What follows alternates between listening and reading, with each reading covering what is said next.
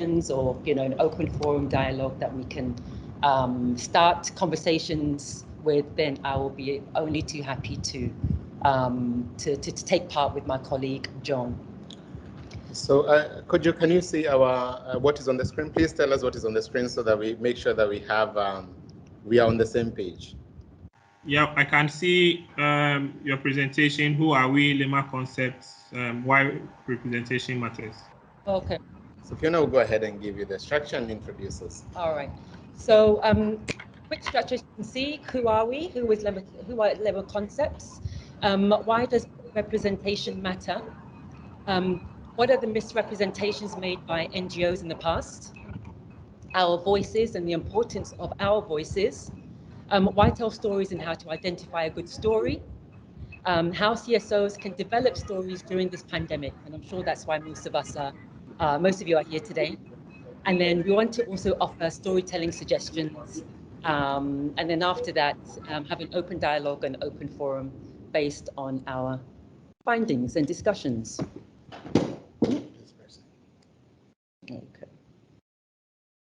Okay, so Lema Concepts, who are we? Just to tell us a little bit about us and what we do and why we want to contribute to this space. We're a production house located in Tema, but we have a Pan-African reach. We've been blessed and lucky to have worked in 10 African countries, including West Africa and East Africa predominantly. And what we actually did regarding our service offerings in 2015, 2016, we only offered design and photography at the time. But as we were starting to work with a lot of CSOs and INGOs, we then wanted to expand our service offerings by, offering documentary telling, photography, and writing and animation. So we've really expanded our reach regarding the storytelling space within the international NGO and the CSO space. And so as a result, we've been able to grow as a company. So as I've mentioned that we were offering limited services, but we've now fully developed into a full communications agency. And so a lot of the people that have worked with us are still our clients, thankfully. So there are clients such as Send Ghana, Christian Aid, ECOWAS, African Women's Development Fund, ActionAid, Solidaridad, the list goes on. And we're very, very proud to be associated with our clients. So what's also very important for me is that as a female CEO, I'm very passionate about gender parity in the workplace. And so I've ensured that 50% of my colleagues are women.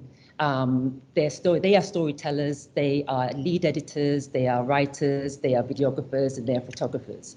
So this is something that I'm really, really passionate about regarding gender parity. And so thankfully, our partners have been able to trust us with their stories. And as a result, we've been able to learn from them. And then, of course, them learning from us and the stories that we tell.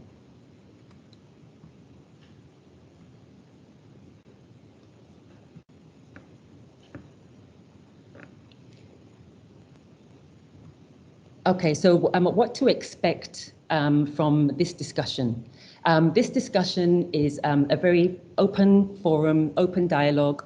We will share with you our experiences. There isn't a cookie cutter way of doing things, but this is what has worked for us in the past, and this is how it's worked for some of our clients in the past.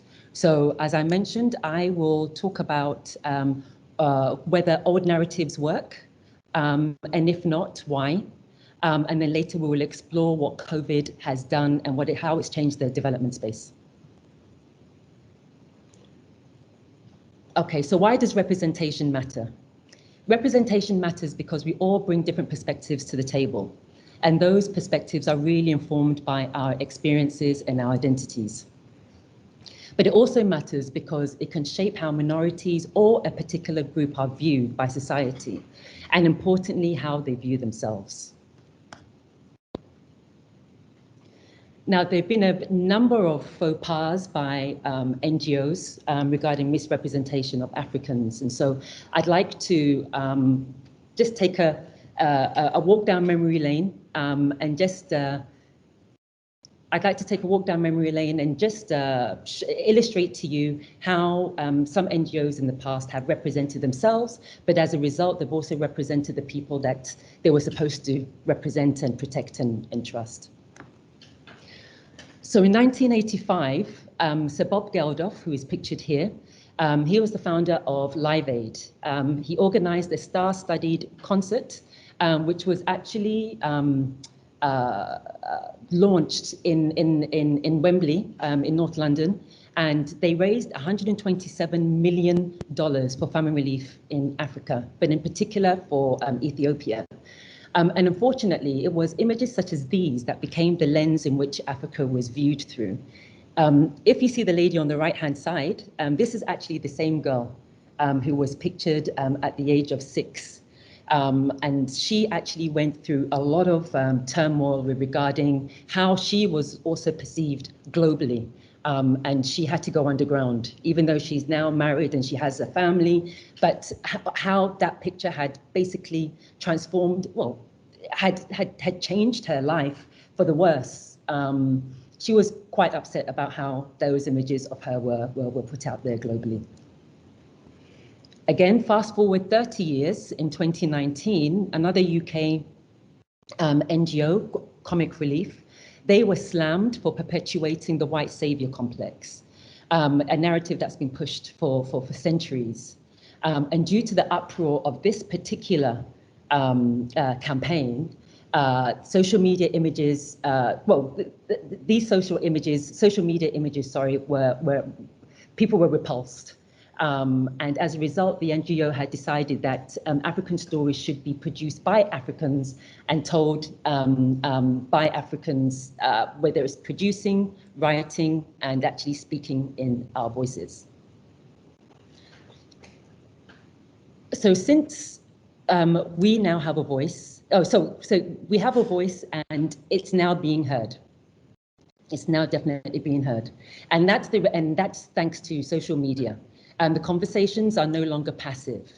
Africans on the continent are those in the continent and those in the diaspora can speak directly to power and demand change from institutions and brands. And as a result, they apologize, whether it's voluntarily or involuntary. But here are a few examples of this. And unfortunately, CNN seems to be getting the brunt of such misrepresentations. There was a report by CNN basically depicting how Ghanaians have to queue for food, and they also misrepresented regarding vital statistics regarding our president, Nana Akufo-Addo. So a lot of people had gone into social media and they had said that, look, you know, this is actually wrong. We don't struggle for food. As you can see, there are examples of different social media bites that actually exemplify this.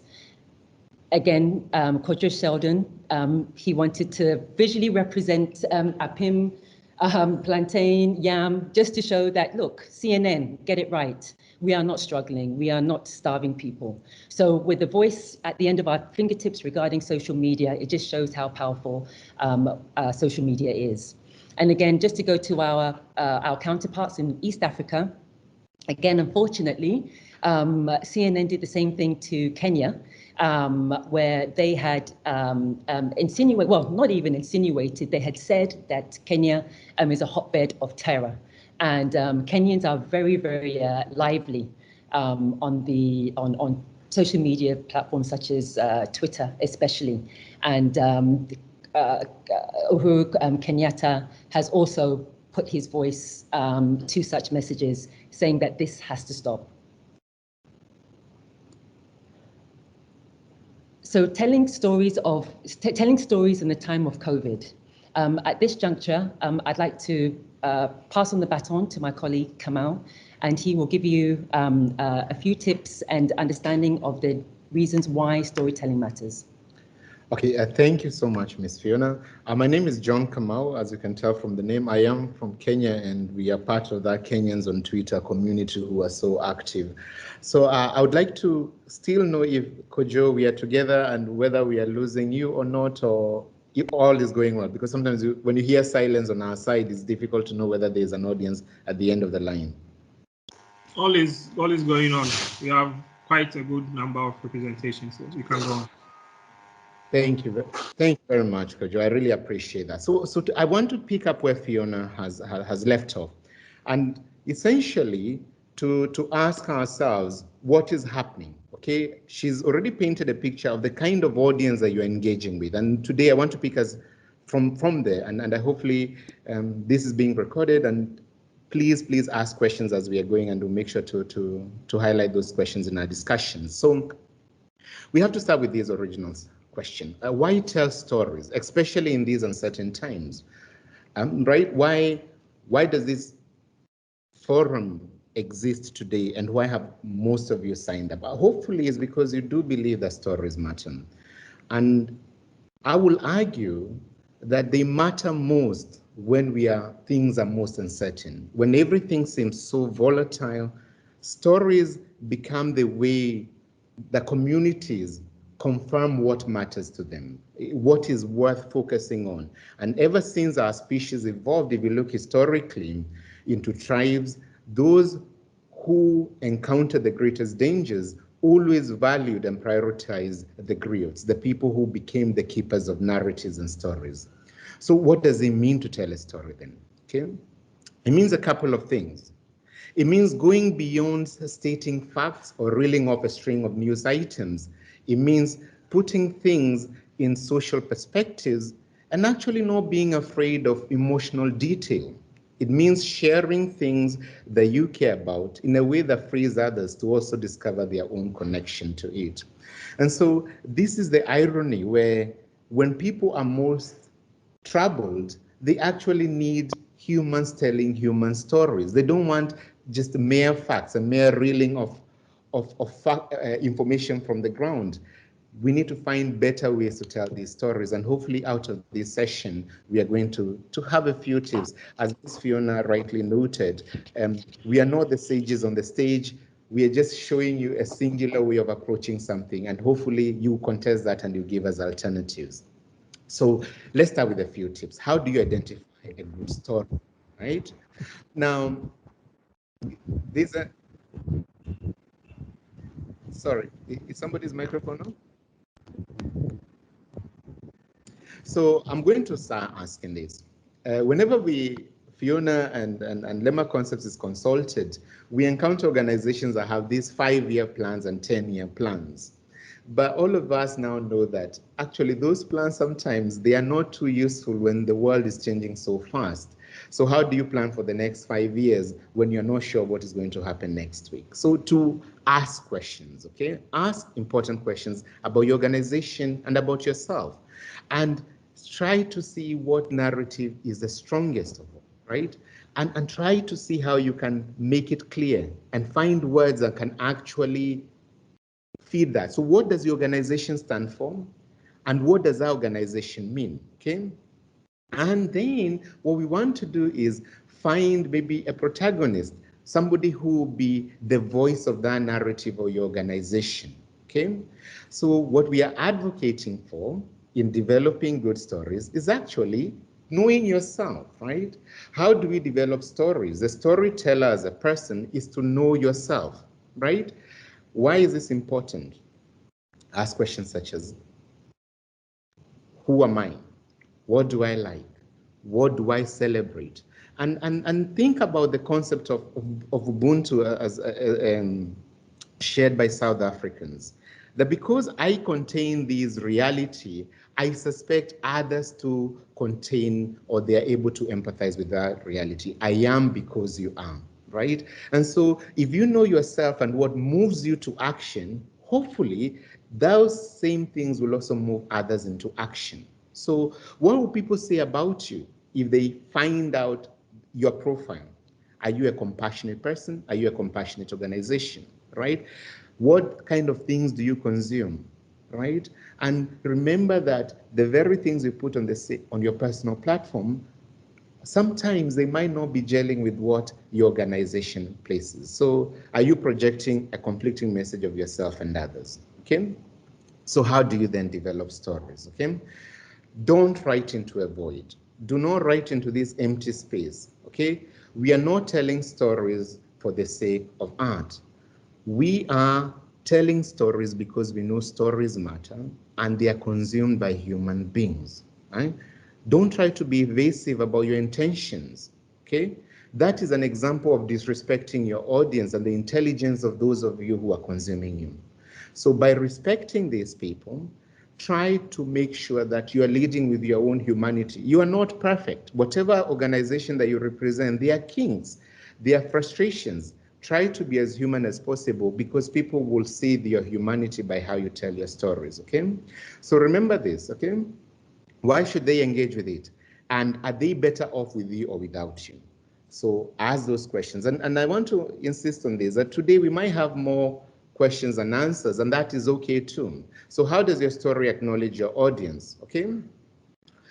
Listen, when we say abstraction is dangerous, we are suggesting that idealization is the enemy. Everybody is put off by depressing stories. And this is so, Miss Fiona was talking about what was happening in Wembley back in the 80s.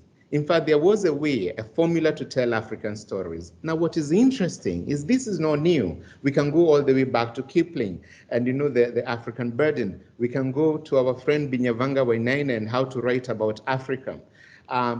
There are all these ways that we have imagined Africa and what moves our donors. But unfortunately, as Fiona has shown you, that the narrative is switching. And so the victim is no longer somebody who moves people into action. So do they have agency? Okay. Oftentimes, organizations will tell you, well, the truth is this way, they should deal with it. Now, remember this, hopelessness causes people to tune out, and that is unacceptable. We cannot give people reasons to disengage. Emphasize agency, emphasize possibility, emphasize potential. You need to remind your people that, listen, without me, these people, things might not work for the better. So you cannot afford to have people not listen to what it is that you have to say. That is crucial, please. Now, so what can we do?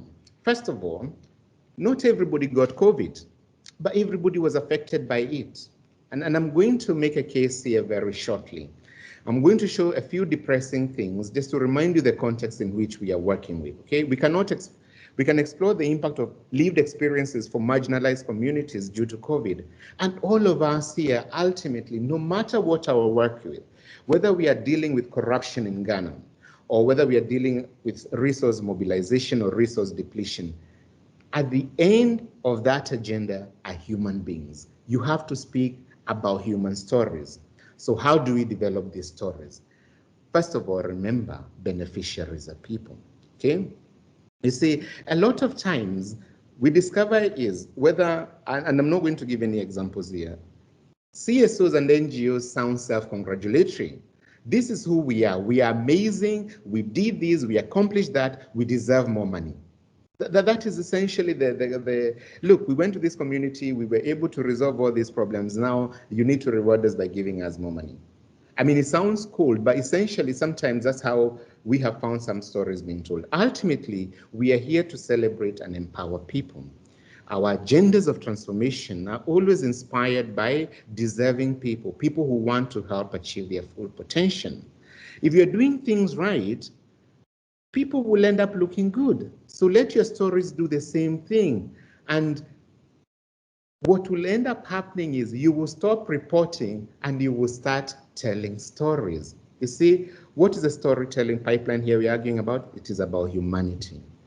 Humanity operating in a truly global pandemic. Now we need to remember this, okay? Just because, and this is the challenge, this is why Mr. Kojo has organized this forum. How do we tell stories in the pandemic? We actually are saying we cannot do it because the government has stopped us from moving. Well, the truth is, we all know that just because people have stopped moving does not mean their problems have stopped moving. And what does that mean?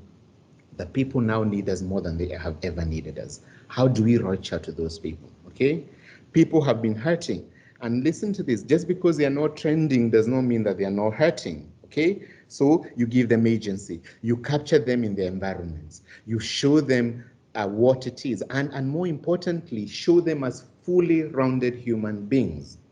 So what do I mean by we are hurting? Look at this. I'm sure World Vision is here. Now, the story World Vision tells us is that more than 1 million girls will not return to school due to pregnancy and school closures. In fact, the violence that has been visited on many homes is outstanding, and sometimes we don't have enough data. So sub-Saharan Africa is recording a rise in teenage pregnancies, right? A lot of people are bringing life to this world, but because of that, they're going to be denied livelihoods. So this is happening in Latin America, and the poverty has risen. But yesterday, United States recorded 500,000 deaths. Now remember this, those of you who appreciate history, that is more than the American population that died in the First World War, which was 4 years, the Second World War, which was 4 years, the Vietnam War, which lasted for decades. So if in less than a year, these many Americans have died, it tells you that our donor community is hurting, that the very people who were going to look for solutions are hurting. So how then do you tell stories in that theater? Now, what else? National governments are experiencing existential crisis. We have seen what is happening in Hong Kong. We have seen what is happening in China. We have seen what is happening in Brazil, right? Italy, people are shutting down their countries. And in fact, I will argue the very essence of why we are gathering here today is being threatened. Remember, it's all about the SDGs, right? If we had a deadline, we have to ask what has happened to that deadline. I think there's a microphone on. Go on, I'll take care of it. Okay, thank you. So these governments which are suffering are the very audiences, and these people who are hurting, they're the very audiences. And there are two approaches we can take. I mean, I've just seen the case in Ghana, which is quite depressing. About almost 54% students in high schools are starting to rely on drugs. A lot of people are suffering from post-traumatic stress disorder. We are seeing policemen committing suicide. We are seeing conversations that we never had before. And this is the theater that we are operating in. Everybody is hurting. So there are two reactions we could have to this. We can say, everybody has the problems of their own, we should deal with it. Or we could actually, sometimes we do this, we say, look, my problem is bigger than your own. Or we can look at it this way.